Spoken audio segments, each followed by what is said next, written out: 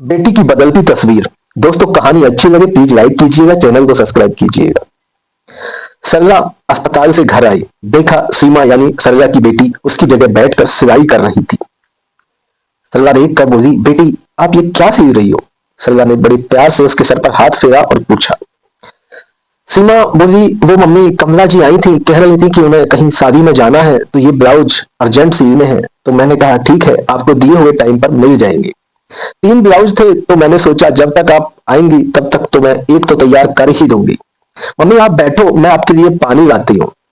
सरला पास पड़ी एक खाट पर बैठ गई और वो सोच रही थी कि क्या हो गया इस बेटी को, जो कभी घर के किसी काम को हाथ नहीं लगाती थी, रोज अपने पापा से पैसे लेकर जाती, कभी वापस भी नहीं करती। पिज्जा, कोल्ड ड्रिंक, पार्टियां, यही सब उसकी जिंदगी थी।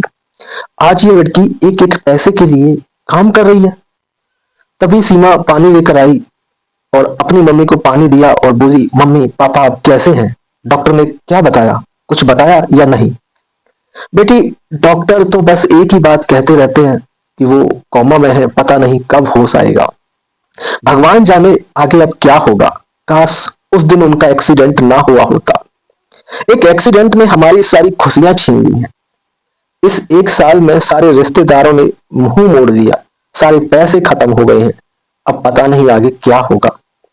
दोस्तों, ये सुनकर सीमा के चेहरे पर एक उदासी सी छा गई। उसकी मम्मी दिन में पापा की देखभाल करती, रात को कपड़े सिलती थी।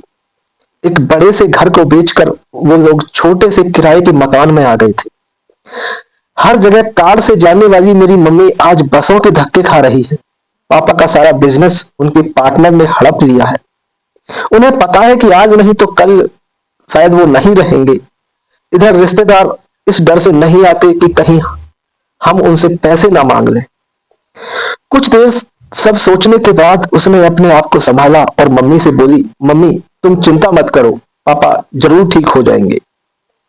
भगवान सब ठीक कर देंगे, सब पहले जैसा नॉर्मल हो जाएगा। और हाँ, एक बात आपको मैं बताना भूल गई, यहीं पास में ही मुझे अब 2-3 बच्चे मिले हैं ट्यूशन के लिए, और वो कल दोपहर से मैं उन्हें यहीं पढ़ा दिया करूंगी। ये सुनकर सरला के होठों पर एक फीकी सी हंसी आ गई। बेटी को डॉक्टर बनाने का सपना उसके पापा ने देखा था, और आज वही बेटी अपना सपना भूलकर, अपनी पढ़ाई छोड़कर अब ट्यूशन की बात कर रही है। दोस्तों, जिंदगी में कब किसे क्या देखना पड़े ये किसी को नहीं पता होता। अगले दिन सरला अस्पताल पहुंची तो पता लगा कि रात को उसके पति ने दम तोड़ दिया है।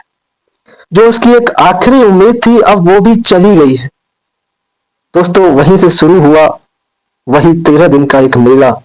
रिश्तेदार सगे बनकर आ गए, घर मेहमानों से भर गया, लेकिन सरला की आंखें अब सूख चुकी थी। उन्हें अब सबसे नफरत सी थी, क्योंकि उन्हें पता था 13 दिन बाद ये सब एक भी कोई भी नजर नहीं आएगा। माँ और बेटी दोनों आंखों ही आंखों में एक दूसरे को देखती और इस तमाशे के खत्म होने का इंतजार कर रही थी। 13 दिन बाद सरला ने नए सिरे से जिंदगी जीने का फैसला किया। उसे उस बड़े से शहर को छोड़कर वो अपने एक छोटे से गांव में, जो उनका एक पुराना गांव था, अपने गांव की तरफ लौट गए।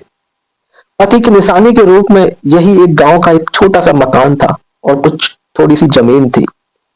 अब सरला ने खेती करना शुरू कर दिया। दोनों माँ बेटी ने मेहनत करके अच्छी फसल पैदा करना शुरू की। कुछ ही दिनों में जब पैसे आने लगे तो उन्होंने अपने खेतों पर काम करने के लिए मजदूर रख लिए। धीरे धीरे उनकी जिंदगी थोड़ा बदलने लगी।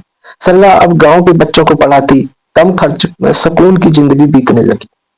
सरला को एक तसल्ली और थी कि गांव में ही कोई लड़का देखकर कम खर्च में सीमा की शादी हो जाएगी, क्योंकि यहाँ शहरों में की तरह मतलब दिखावा नहीं होता और कम पैसों में ही एक अच्छा काम निकल जाएगा। तो दोस्तों, वक्त है, वक्त पता नहीं कब कहां से कैसे बदल जाए, क्या हो जाए, कुछ नहीं पता होता। दोस्तों, कहानी अच्छी लगी हो प्लीज एक लाइक कीजिएगा और चैनल को सब्सक्राइब कीजिएगा।